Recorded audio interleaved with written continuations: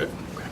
Good afternoon, everybody. My name is John LeTourneau, and I'm on the board of directors here at Mainstreet Organization of Realtors. And John's asked me to speak to you very, very briefly about home rule.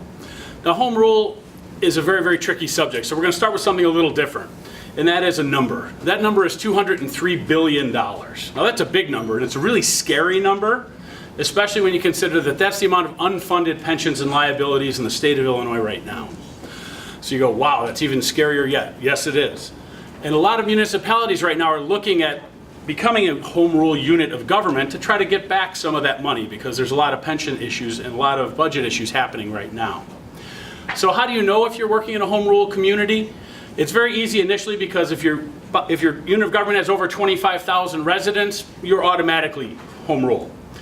The challenges we see at Mainstreet are units under that are now, through a simple referendum, which is just a very simple yes-no vote, are putting to their citizens, hey, we'd like to become a home rule unit of government. Now, is that bad or is that good? Well, there is some good that can come from home rule. They have the ability to offer and issue long-term debt, for example. You say, well, if we're $203 billion in debt, why would we take on more? The one advantage that can give you is that that money is raised locally and it's used for local infrastructure. So bridges, roads, waterways, whatever is local. So the money comes from the community, it's spent in the community, and the local residents get to enjoy the benefit of that. On the bad side, you have taxes, taxes, taxes, inspections, and more taxes. Okay, there's very little good on that side of it. As an organization, we generally strongly oppose these things. For example, there are fuel taxes, point of sale taxes, inspection taxes, and many things that can slow up or change the real estate transaction for the worse. A few quick examples. In Danville, Illinois, for example, this year, property taxes will be raised 10%, which is crazy. Next year, they go up 10% again, and for the next 18 years, they are fixed and set to raise every year for the next 18 years beyond that. Okay?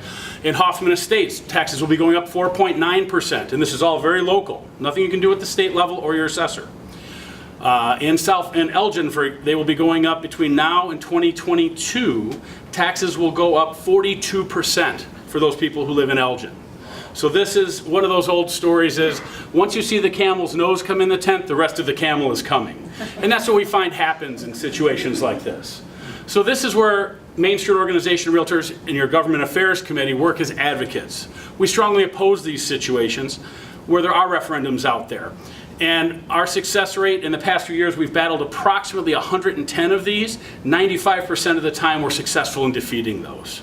So if you hear something, or you see a call for action, or you hear someone saying, hey, I hear we may be going or considering home rule, please bring that to your government affairs director, bring it to Jeff or those guys, bring it to the committee, bring it to anyone on Mainstreet, and we can certainly help you with that. But that's just one further way that Mainstreet and the Government Affairs Committee helps protect homeowners and advocates for property rights. My name is John LeTourneau, and I thank you all for your time today.